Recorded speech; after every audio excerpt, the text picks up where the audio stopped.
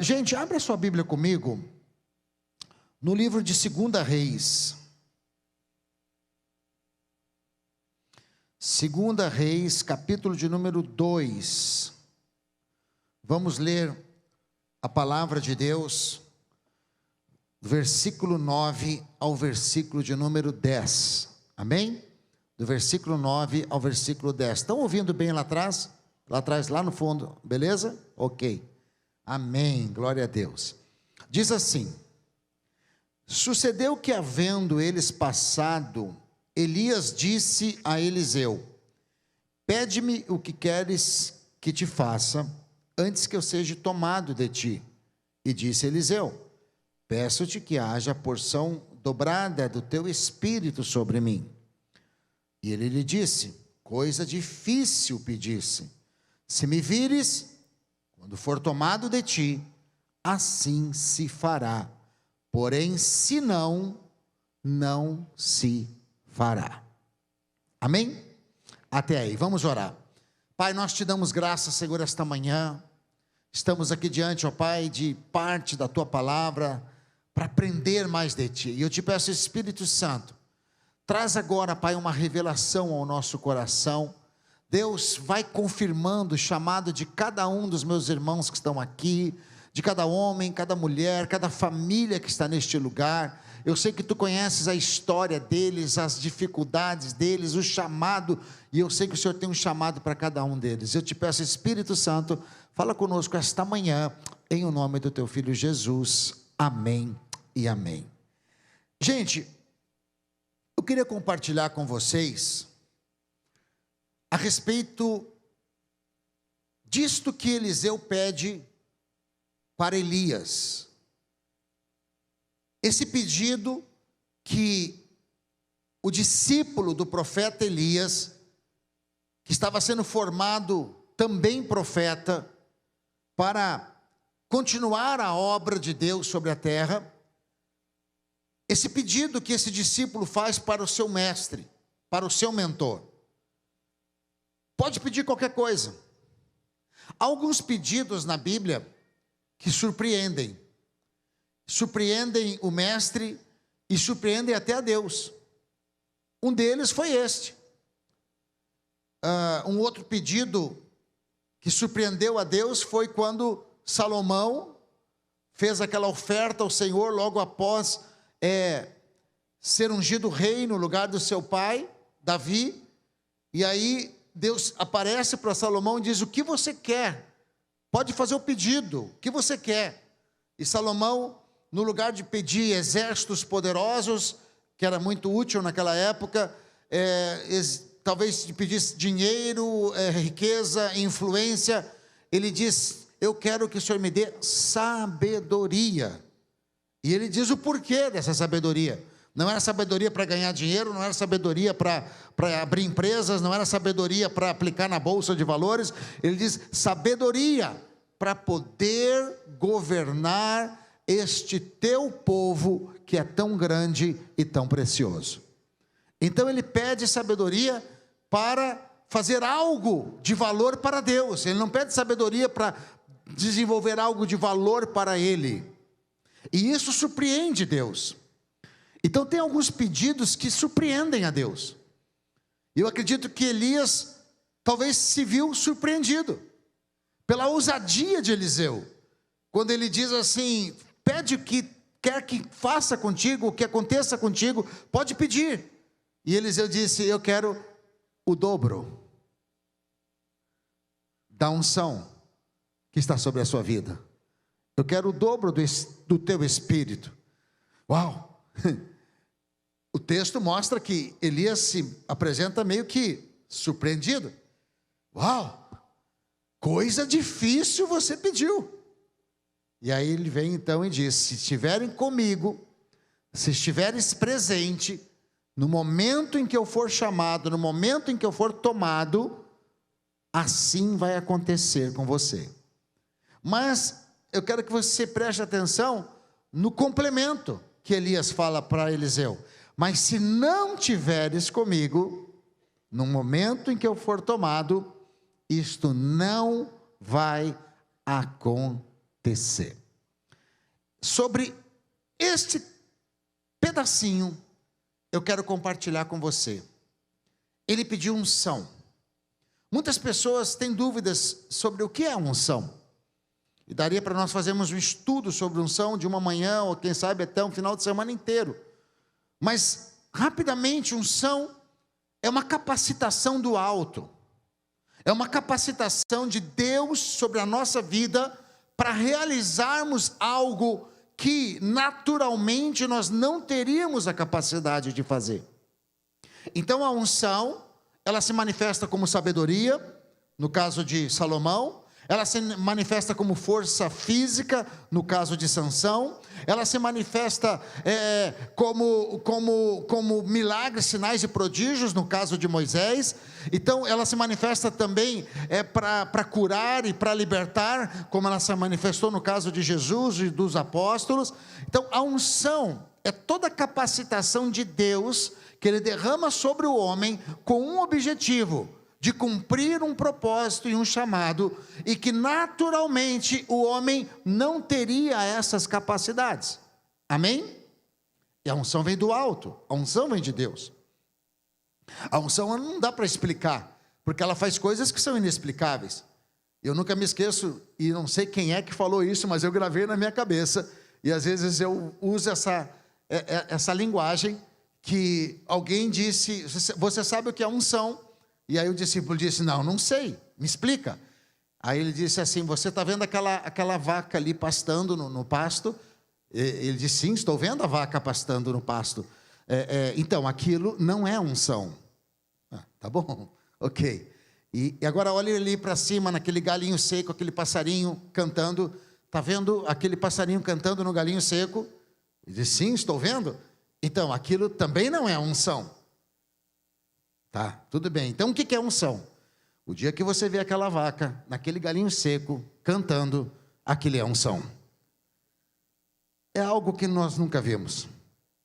É algo sobrenatural. É algo que às vezes é difícil de explicar. Agora, a unção de Deus, ela não está disponível ou esteve disponível somente na época bíblica. Deus se move hoje através da unção. Deus está ungindo neste momento homens e mulheres para fazer coisas grandes, para fazer proezas, para realizar coisas que naturalmente a gente não conseguia realizar. E ela não está disponível somente para pastores, profetas, bispos, apóstolos, sei lá mais o que título que tiver. Ela está disponível para toda a carne. Ele diz: nos últimos dias derramarei do meu espírito sobre toda a carne. Os jovens profetizarão, os velhos terão visões. A unção está disponível para você alcançar vitória que naturalmente você não alcançaria, o que o teu dinheiro não compra, a unção vai trazer até você. O que o teu braço não realiza, se você crê, a unção vai fazer você realizar. Agora, a unção, uma das formas de adquirirmos a unção é herdando a unção. A unção, ela pode ser herdada. Nós podemos receber de alguém que foi ungido, unção da parte dele. O texto mostra: eu quero unção dobrada do teu espírito. Mas será que é só aqui que o texto mostra? Não, tem outros textos na Bíblia que mostram. Por exemplo, quando Moisés morre, quem herda a unção de Moisés? Josué. Lembra-se que Josué está triste, Moisés morreu, não entraram na terra ainda. Deus se apresenta a Josué e diz: Josué, homem valente, levanta-te, ser forte e corajoso, porque assim como eu prometi a Moisés, eu vou cumprir através da sua vida. A unção que estava em Moisés, para o propósito de levar o povo à terra prometida, agora repousa sobre Josué, e ele então dá continuidade naquele projeto. Então a unção pode ser herdada, e é sobre isso que eu quero falar com vocês hoje. Como herdar a unção de Deus para as nossas vidas.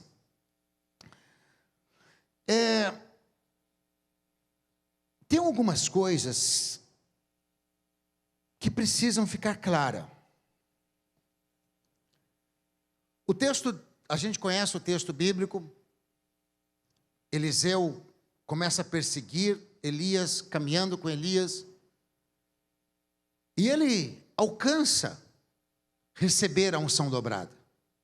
Sexta-feira, inclusive, eu falei um pouquinho a respeito de Eliseu, e eu trouxe aqui um conhecimento que talvez muitos de vocês já conhecem, mas talvez alguns não conhecem.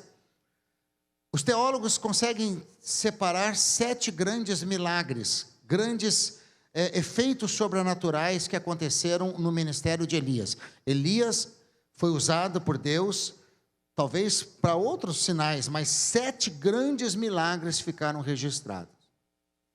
Agora, Eliseu substitui Elias, e ele pediu unção dobrada.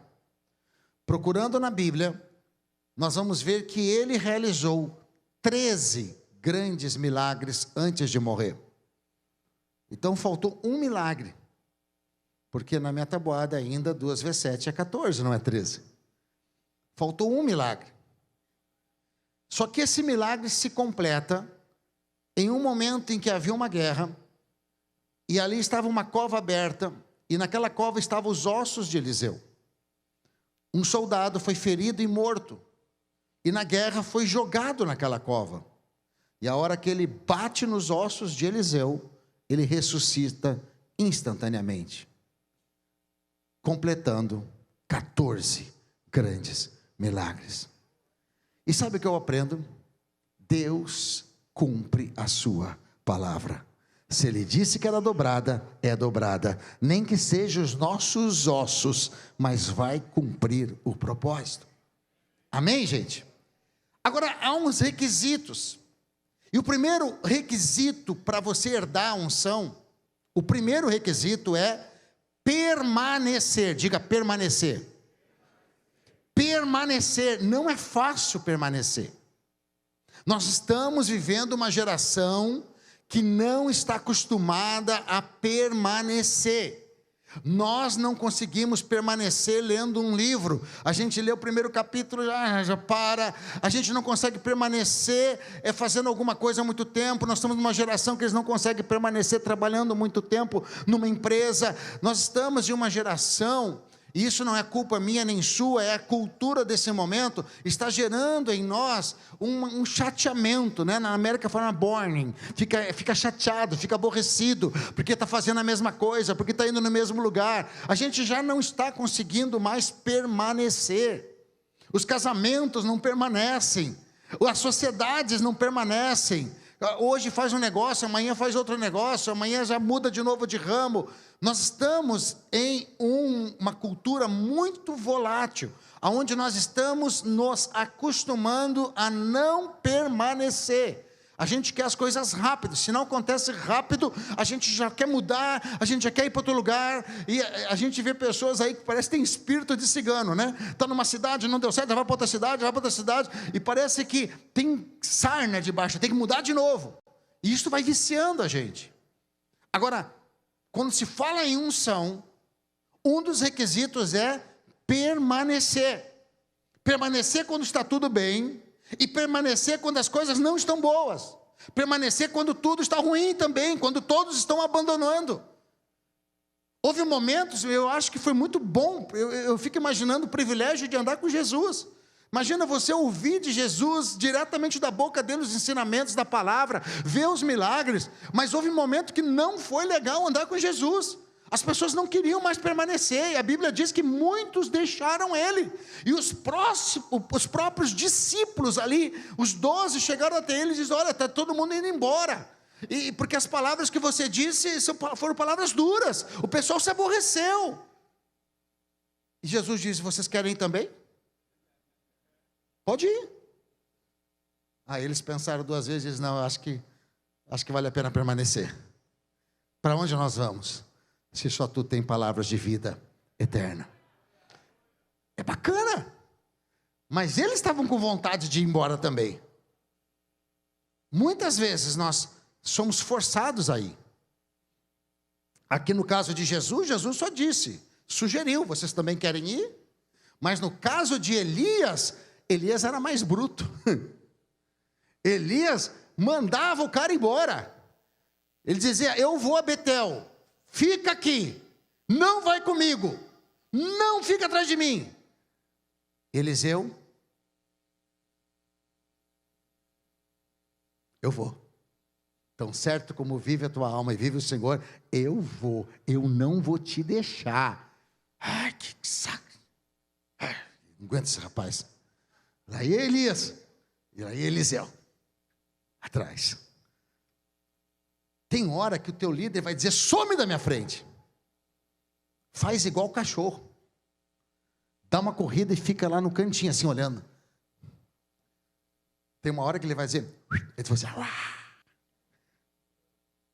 Ei, tem hora que no seu casamento, a sua esposa vai dizer, não aguento mais olhar para a tua cara. Não é nada, não. Ela vai olhar para a tua cara. Não é para você sumir. Tem hora que vai sair coisas que não gostaria de sair. Ai, minha vontade é... Tem uma mulher que falava isso, mas ela acho que só tinha umas 3 que eu conheci que falava isso. Minha vontade é sumir dessa casa. Ela não quer sumir.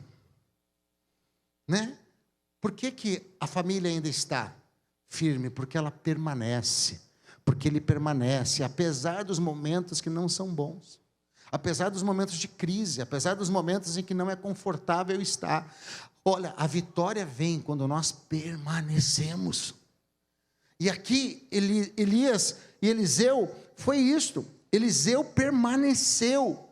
Nós estamos vivendo essa geração que não quer permanecer. Que quer sair, que quer ir embora e não consegue.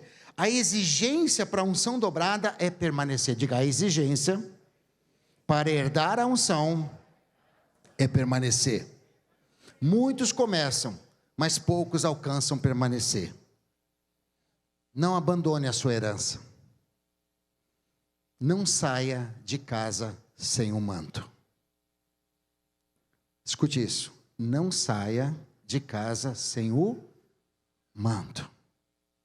Se ficardes comigo até o dia que acontecer isto, eu vou, mas o manto vai ficar sobre você.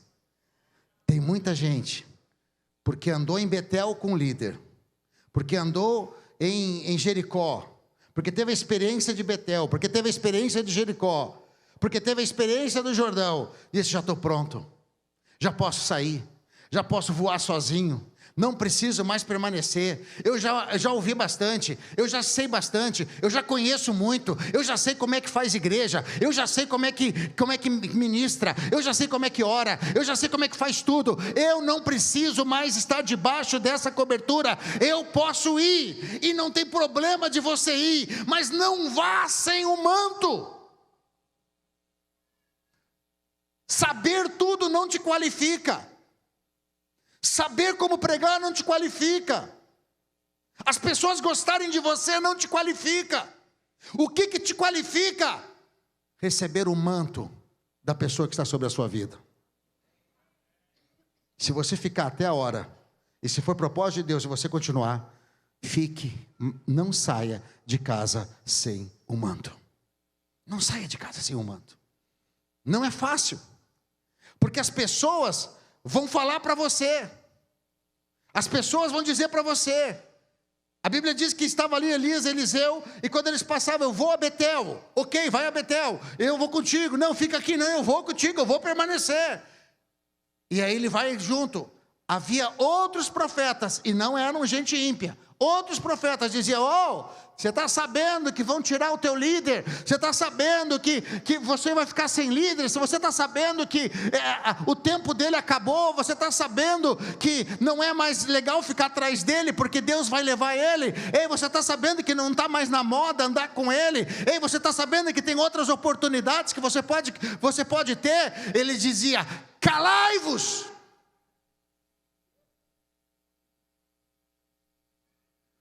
Tem gente que vai dizer assim, você está sabendo que tem uma igreja melhor? Você está sabendo que agora tem um pastor que é mais querido? Você está sabendo agora que tem algo que está mais na moda? Você está sabendo que agora chegou a tua hora? Você está sabendo que o ministério desse homem aí acabou, Deus já vai levar ele? Você está sabendo que está no final? Você está sabendo que agora ele já não é mais o bambambam? Você está sabendo? Calai-vos. Calai-vos. Quantas vezes eu falava ali atrás, eu lembro uma época, como pastor aqui na igreja, teve umas situações de alguns pastores saíram da igreja, por situações pessoais deles. Profeta que subiu, que pregou aqui, chegou até mim um dia e disse assim: pastor José, teu tempo aqui acabou. Deus vai te levar para um outro ministério, e você tem um chamado ministerial para você começar um ministério seu. Eu olhei para ele e disse: eu não creio nisso. A vontade foi dizer calai-vos, mas eu disse: eu não creio nisso. Desculpa, meu irmão, mas eu não creio nisso. Meu tempo aqui só vai acabar a hora que o meu pastor olhar para mim e diz assim: vai, e eu olhar no olho dele e ver que, tá bom, se eu vou, então entrega o manto. Eu não saio sem manto. Eu não saio sem manto. Eu não saio sem manto. O que é um manto? Sair enviado por aquele que está sobre a sua vida, debaixo de uma palavra. E se é para sair, eu estou num outro país. A Embaixada Church é diferente da Embaixada do Reino de Deus. Nós somos a mesma igreja, mas são por causa de culturas diferentes. Nós temos coisas diferentes que a gente faz lá, que não faz aqui. Tem coisas que faz aqui, que a gente não faz lá. Mas eu estou debaixo de um manto. Eu fui para os Estados Unidos, eu peguei o manto, eu estou levando o manto. Sabe por que a igreja está crescendo? Porque eu estou com o manto. Eu estou debaixo da autoridade, eu estou debaixo do manto. Eu honro o manto, e quando eu honro o manto, eu honro a unção que está sobre a vida do meu pastor. Eu honro a unção que está sobre o lugar onde Deus me plantou. Você está entendendo isso? Amém? Olha só, para receber unção dobrada é necessário ter foco. Eu quero falar aqui rapidinho, nesses 6 minutos, 3 qualidades que Eliseu teve, que ele alcançou a unção dobrada. Foco: não remova os olhos do seu chamado. A unção de Deus, ela vem sobre a sua vida, mas você não pode tirar os olhos daquilo que Deus está te mostrando. Não troque a unção pela recompensa da unção. Há 2 coisas: a unção e a recompensa da unção. Toda unção vai gerar recompensa. Toda unção vai gerar resultados. Toda unção vai gerar vitória. Toda unção vai te levar a um lugar maior, que vai glorificar o nome de Deus, e você vai se sentir vitorioso, apesar. Mas não troque o foco, não tire o foco da unção para colocar sobre a recompensa. Você acha que Deus não tinha um prato de lentilhas para Jacó? Tinha. Para Esaú? Tinha. Ele tinha a unção. Ele era o primogênito. Ele tinha o direito da unção. Ele tirou o foco da unção para colocar na recompensa da unção. Toda vez que nós tiramos o foco da unção para colocar na recompensa da unção, nós nos desqualificamos para carregar aquela unção. Entende isso que eu estou falando? A unção vai fazer proezas na sua vida. A unção vai te levar a lugares que talvez naturalmente você nunca poderia ir. A unção vai te colocar diante de multidões para pregar, para ministrar. A unção vai fazer você compor músicas que vão ser de adoração ao Senhor e que vão tocar em várias igrejas. A unção vai fazer coisas sobrenaturais, mas não tire o foco da unção pela recompensa da unção. Todo músico que começa a ficar vaidoso porque suas músicas estão tocando, todo pregador que começa a ficar vaidoso porque a sua pregação está tocando em milhares de pessoas, ele acha agora que ele é o melhor pregador do mundo, ele está tirando o foco da unção e colocando na recompensa da unção. Não tire o foco da unção, não troque a unção pela recompensa. A recompensa ela vai acontecer, mas o seu olhar não tem que estar nisso. Quem tem o foco na unção honra o seu chamado. Todo chamado precisa ser honrado. Diga: todo chamado precisa ser honrado. E a primeira pessoa que precisa honrar o chamado é você. Ai, pastor, mas eu sou da recepção, pastor. Eu não prego. Deus te chamou para estar na recepção. Honra este lugar. Honra creia em uma unção nos seus braços, creia que Deus vai derramar uma unção nos seus dentes, na sua boca, e um sorriso, quando a pessoa chegar, vai tocar na vida daquela pessoa. Não é o meu abraço, não é o meu sorriso, mas é a unção que está na minha vida. A pessoa já vai ser cheia do Espírito Santo quando ela tiver o primeiro contato na igreja. Vai, pastor, mas isso é muito poderoso. Sim, essa é o teu chamado. Se você não crê nessa unção que está sobre a sua vida para estar na recepção, então ninguém vai crer, ninguém vai honrar. O que eu ouvi já de testemunho de pessoas lá na Embaixada Church, porque eu ensino isso para eles, de pessoas que dizem, pastor, eu fiquei nessa igreja, o que me impactou foi quando eu cheguei, as pessoas, elas sorriram para mim de uma maneira, que algo dentro de mim mexeu, eu nunca tinha recebido algo assim tão forte, ali eu já comecei a ficar impactada. Eu disse, você lembra da palavra que eu preguei? Não. Poxa, mas eu preguei bem. Você lembra das músicas que nós cantamos? Acho que, lembra-se um ritmo delas. Então o que você lembra? Ai, aquele sorriso. Aquele sorriso me ganhou. Aquele sorriso, até lembro de algumas palavras do Senhor, mas daquele dia eu não lembro do que o Senhor falou não. Mas aquele sorriso me marcou. Quer dizer que o bambambam do culto foi o rapaz, a moça da recepção. Está vendo? Se você honra a unção ela dá o fruto. Não importa onde você está. Não importa o que você está fazendo, você tem que ser o primeiro a honrar a unção. Eu ouvi um testemunho do pastor André Valadão, porque ele sempre foi músico, né? E ele sempre amou música e tal. Ele, a Ana Paula, vocês conhecem a família Valadão. E ele dando um testemunho que ele ainda é muito jovem, ele foi para os Estados Unidos estudar, e o pai dele enviou ele para lá, não era pastor, nada, jovem, e aí o negócio dele era música. E aí no instituto bíblico que ele foi estudar, tinha uma banda lá, tinha as bandas que tocavam, e ele era louco pela banda, e tinha um culto de cura, e ele queria tocar. Ele era o terceiro, parece que o terceiro guitarrista, o terceiro tecladista, era o número 3. E o problema é que o número 1 nunca ficava doente, nunca faltava. E se faltasse, tinha o 2. Então ele nunca tocou. Aí botava ele para limpar os instrumentos. Então ele ficava só limpando os instrumentos. Ele disse que ele estava tão frustrado que ele queria tocar. E aí, como já os instrumentos ficavam limpos, também não tinha muita poeira, muita coisa, aí fala o seguinte, ó, para tu não estar fazendo nada, fica lá nos carros, porque nesse culto de cura vem muito doente. Aí você vai ajudar a trazer as pessoas que têm problema de se locomover. Ajuda os doentes a vir. E ele ficava lá. Ai, meu Deus, eu vim aqui para cantar, para adorar. Estou aqui, aí ajudando um lá, um meio paralítico, botando o outro na cadeira de roda, empurrando a cadeira de roda para dentro, empurrando gente que estava tossindo, né, e fazendo as coisas, e ele puxando. Ele diz assim no testemunho, ele diz, eu não sabia. Mas naquele tempo, Deus começou a gerar uma compaixão por pessoas doentes, como eu não tinha no meu coração. E eu comecei a ver pessoas sendo curadas, pessoas que eu trazia para dentro da igreja carregadas, e elas saíam caminhando. E aquilo começou a gerar dentro de mim uma fé, que eu não sabia que poderia acontecer aquilo. E hoje, o pastor André Valadão, vocês conhecem, tem uma igreja lá em Orlando, mas ele tem um culto que ele começou, que é o culto fé, exatamente um culto de cura, onde Deus usa a vida dele. Mas ele disse, eu tive que aprender a honrar a unção de carregar doente do estacionamento para dentro da igreja. A unção que você honra, ela cresce na sua vida. Amém?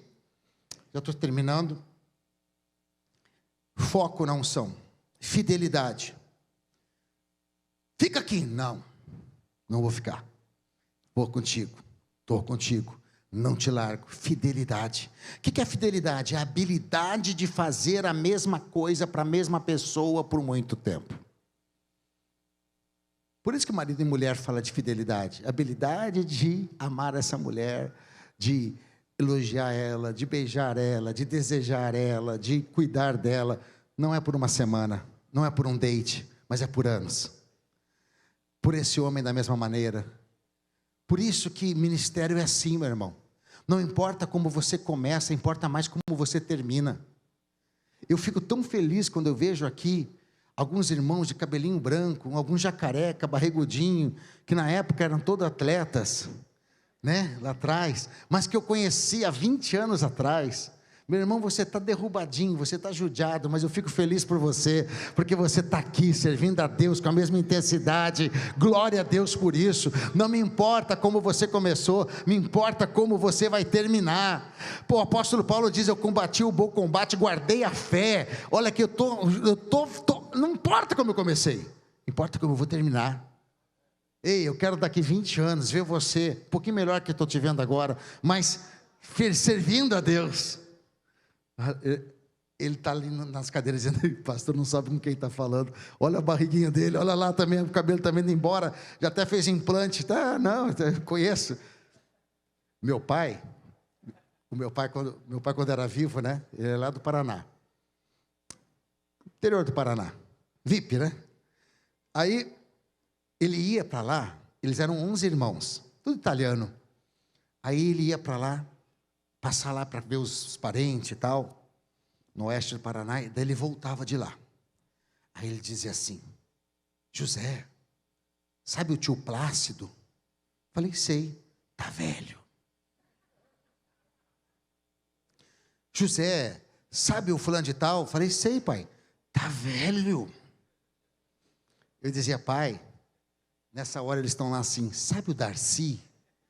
Teve aqui, tá velho. A gente fica muito tempo sem ver as pessoas, né?